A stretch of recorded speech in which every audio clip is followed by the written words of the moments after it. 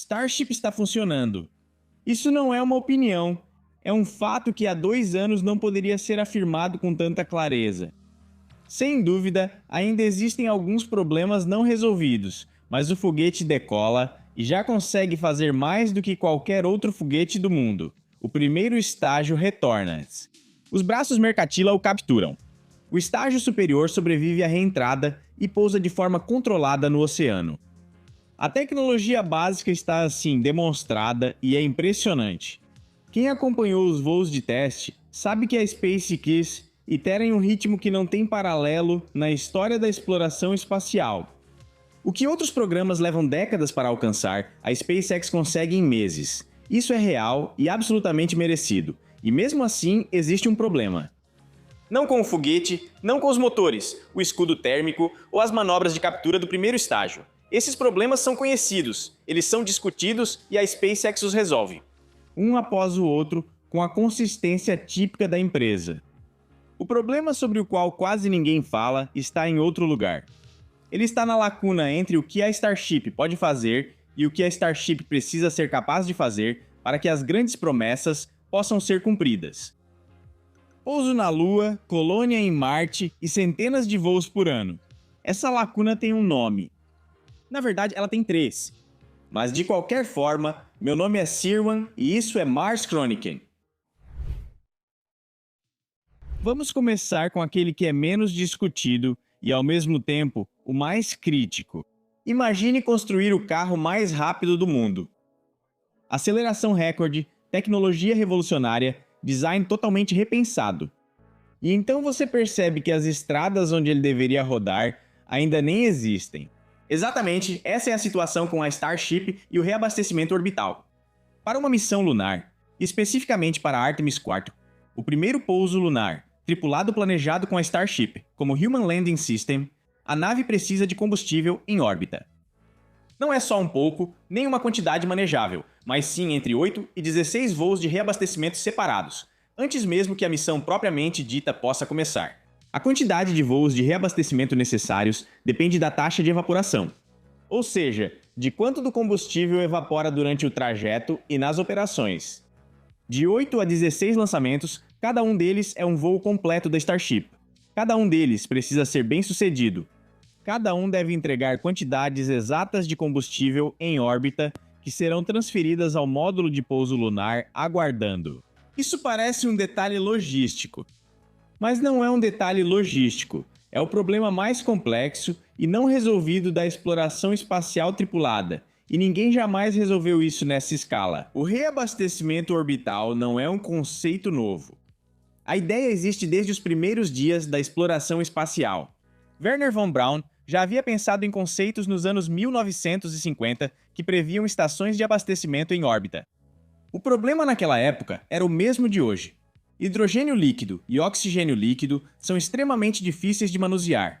Eles são criogênicos, o que significa que o combustível precisa ser mantido a menos 183 graus Celsius, no caso do oxigênio líquido, e a menos 253 graus Celsius, no caso do hidrogênio líquido. A menos 253 graus Celsius, no vácuo do espaço, sem infraestrutura, gravidade nem resfriamento convectivo, com exposição solar permanente de um lado e frio absoluto do outro. Enquanto o Sol aquece o tanque por conta própria, o frio ajuda bem menos. Porque para liberar energia térmica, uma nave espacial precisa de radiadores relativamente grandes.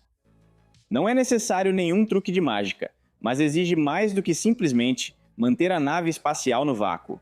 O combustível evapora, os dutos congelam e as bombas funcionam de maneira diferente sem gravidade.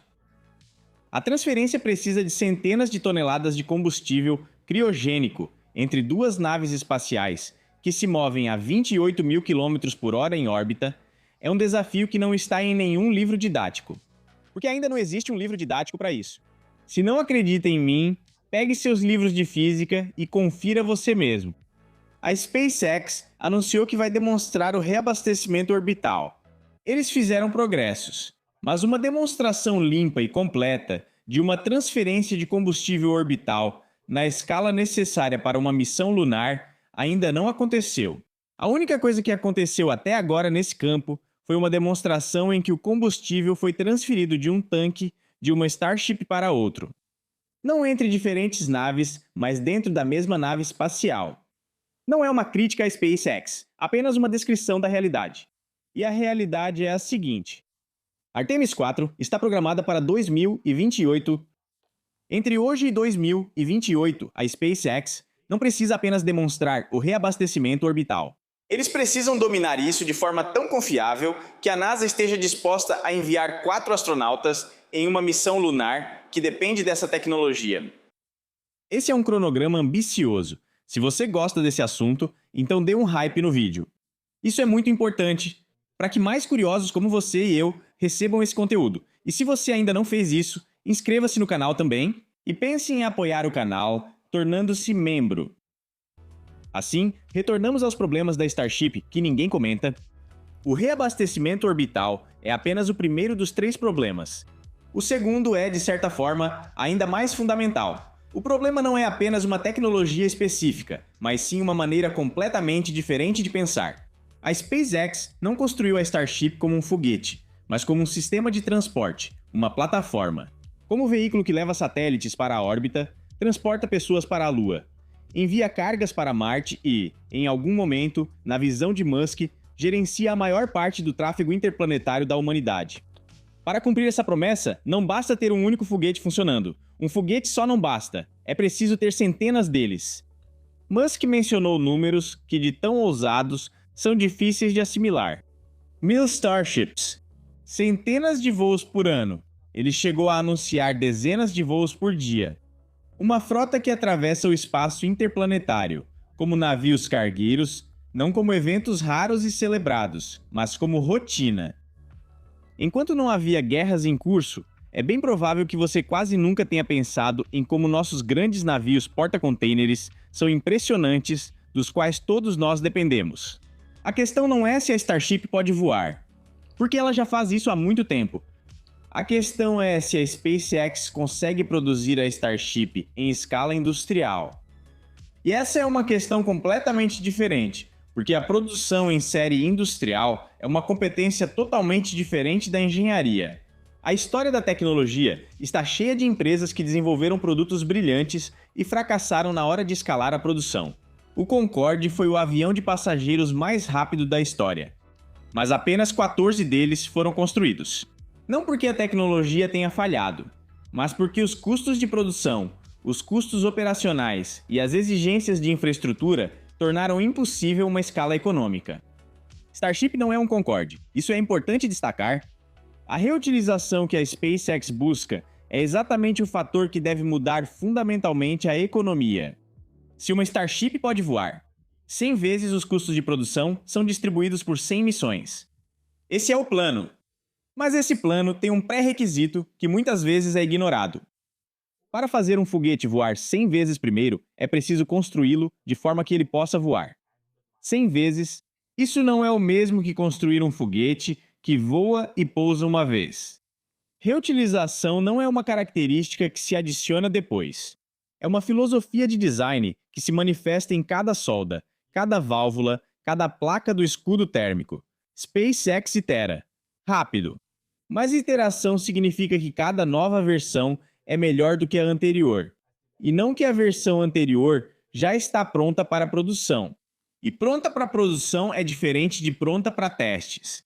Na Starbase, o local de lançamento da SpaceX no Texas, as Starships ainda são construídas em grande parte como peças únicas. Feitas à mão, ajustadas, aprimoradas de versão em versão.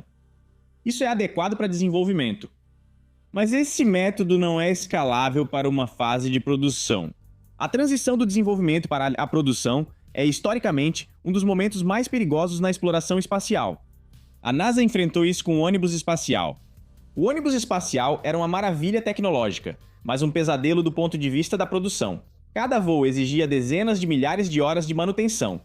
Cada placa de proteção térmica precisava ser verificado individualmente. O tempo de preparação entre 2 voos levava meses. Na minha opinião, o termo reutilizável foi usado aqui de forma um pouco precipitada.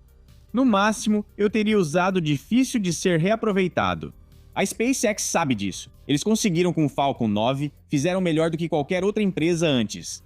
Hoje, ela é o sistema de foguetes mais confiável e mais utilizado do mundo. Porque a SpaceX conseguiu fazer a transição do desenvolvimento para a produção com sucesso. Sendo que o Falcon 9, graças à reutilização, é produzido apenas em quantidades muito baixas. Estamos falando de poucos propulsores ao ano.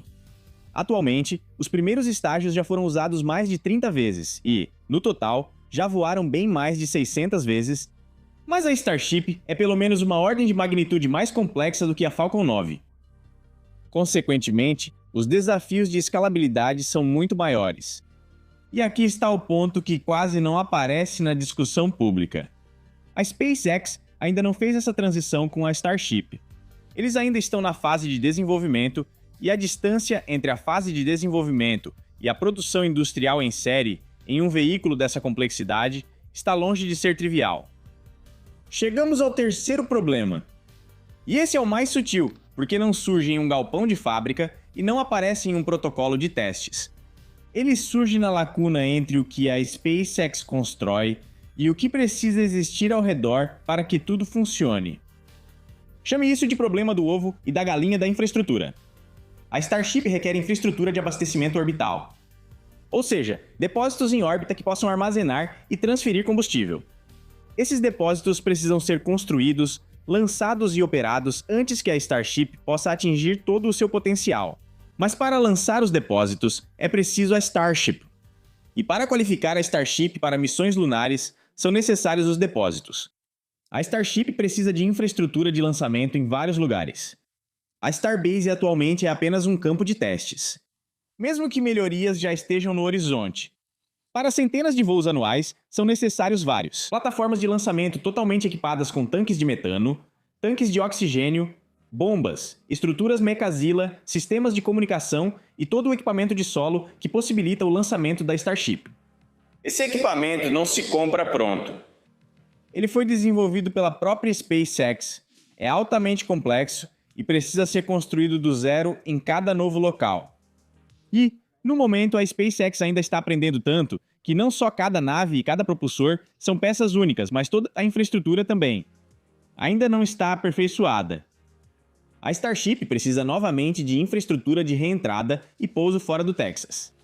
Se a Starship quiser transportar passageiros de Nova York para Sydney em menos de uma hora, uma das visões de longo prazo de Musk, então serão necessários locais de pouso, zonas de segurança e autorizações regulatórias em dezenas de lugares ao redor do mundo. Nada disso existe, pelo menos por enquanto, mas muitos estão sendo construídos. Instalações de lançamento para a Starship, 2 em Starbase e 3 na Flórida, em Cabo Canaveral. Cada um desses elementos de infraestrutura, por si só, é um grande projeto. Juntos, eles formam um sistema em que cada parte depende das outras. Isso não é um problema intransponível. A SpaceX já provou que consegue construir infraestrutura, e de forma rápida e eficiente, mas é um problema que consome tempo, e tempo é um recurso que não pode ser substituído por engenharia, pelo menos não por nós, humanos, com nossa tecnologia atual. E como trouxas, não temos chance de o Ministério da Magia nos fornecer o vira-tempo. Nesse ponto, você pode perguntar, por que isso é relevante? A SpaceX resolve problemas. É a única coisa que a empresa tem feito de forma consistente desde o início. Por que seria diferente desta vez? A resposta não é que será diferente desta vez. A SpaceX provavelmente resolverá esses problemas. A pergunta é, quando? E a pergunta por trás disso é: o que acontece se os cronogramas aos quais outros programas estão vinculados não forem cumpridos? Artemis 4 depende da Starship como Human Landing System. E até alguns dias atrás, também não havia realmente um plano B, porque a arquitetura do programa Artemis era muito rígida e inflexível. A nova arquitetura torna tudo um pouco mais flexível. Eu produzi um vídeo sobre isso, que, claro, está com o link abaixo. Se o segundo fornecedor do HLS, ou seja, a Blue Origin, estiver pronto antes, eles também participarão da Artemis 4, mas eles também ainda não demonstraram nada. Então aqui também ainda não há nada garantido. Isso significa que se o reabastecimento orbital não for demonstrado a tempo, a Artemis 4 será adiada. Se a cadeia de produção para o HLS da Starship não estiver funcionando a tempo, a Artemis 4 será adiada. Se qualquer um dos 3 problemas de infraestrutura não for resolvido a tempo, a Artemis 4 será adiada. E um adiamento da Artemis 4 não é apenas um número abstrato em um cronograma. Ela é um efeito geopolítico concreto. Cada ano que passa é um ano em que a China continua a expandir sua posição na região do Polo Sul da Lua. Como discutimos em um vídeo anterior, a região do Polo Sul não é apenas uma área de interesse científico, mas o local estrategicamente mais importante do sistema solar interno, porque o gelo de água lá significa combustível para qualquer missão futura. Atrasos técnicos têm consequências geopolíticas. Esse é o verdadeiro elo de ligação entre este vídeo e a história maior que estamos contando aqui no Mars Chronicle. Mas agora seria desonesto apontar apenas os problemas, sem mostrar o outro lado da moeda. Porque a SpaceX tem algo que nenhuma outra empresa espacial da história teve: velocidade como cultura. Na NASA, uma revisão de projeto leva meses. Na SpaceX, leva dias. Na NASA, um teste fracassado é tratado como um revés. Na SpaceX, como um dado. Isso não é um clichê. Essa é a realidade operacional de uma empresa que redefiniu fundamentalmente a tolerância a erros da exploração espacial clássica. E essa cultura produziu resultados reais. O Falcon 9 é mais confiável do que qualquer foguete já construído antes. Não apesar do processo rápido de iteração, mas por causa dele. Cada erro foi e é rapidamente identificado, corrigido e testado. O resultado é um sistema que hoje voa de forma tão rotineira que os lançamentos mal viram manchete.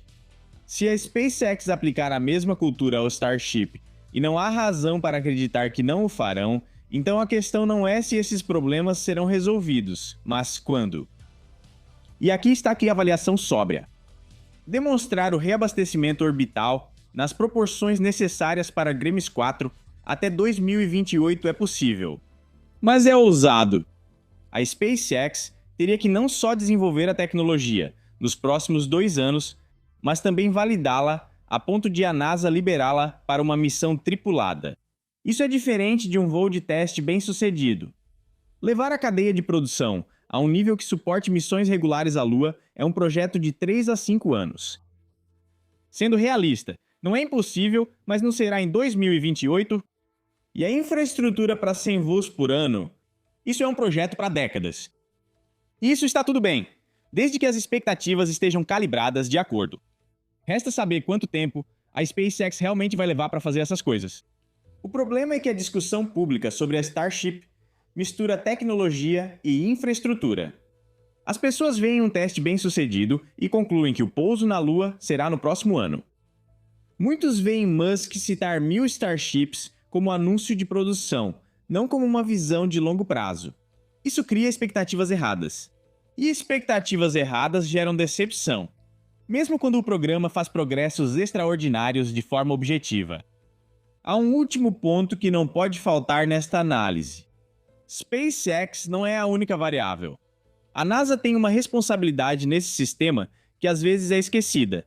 Ela é a cliente, ela define os requisitos. Ela decide quais demonstrações são suficientes para liberar uma missão tripulada. E no final das contas, ela é responsável por garantir que 4 pessoas cheguem à Lua e voltem em segurança. E a tragédia do Starliner nos mostrou que a NASA pode ser manipulada, em algumas situações, pode até expor suas próprias tripulações a risco de vida. Um vídeo sobre isso está abaixo, caso queira mais detalhes. Isso cria uma tensão estrutural. A SpaceX quer rapidez. A NASA precisa de segurança. Esses 2 imperativos não se excluem mutuamente. O Falcon 9 prova isso todos os dias. Mas eles exigem colaboração, que deve funcionar perfeitamente, mesmo com cronogramas pressionados. Nenhum dos 2 quer atrasar desnecessariamente, e ambos têm a segurança do público e da equipe como prioridade máxima, né?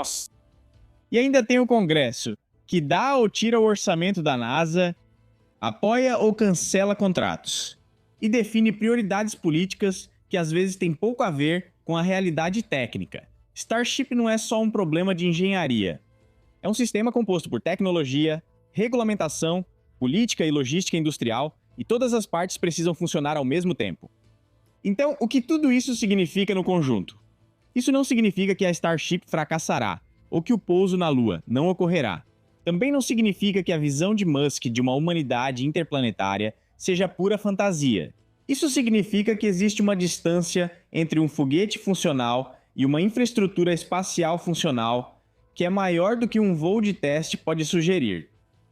E que essa distância deve ser reconhecida com honestidade, porque expectativas realistas são a base para um planejamento realista. O foguete impressiona, e a empresa por trás dele é extraordinária. Mas os próximos 3 anos vão mostrar se a SpaceX não só construiu o melhor foguete da história, mas também a infraestrutura, a cadeia de produção e a maturidade operacional necessárias para ser o que Musk promete. Essa é a diferença, e ninguém conseguiu superar isso ainda. Meu nome é Sirwan, e este foi Mars Chronicle. Obrigado por assistir. Per aspera ad astra.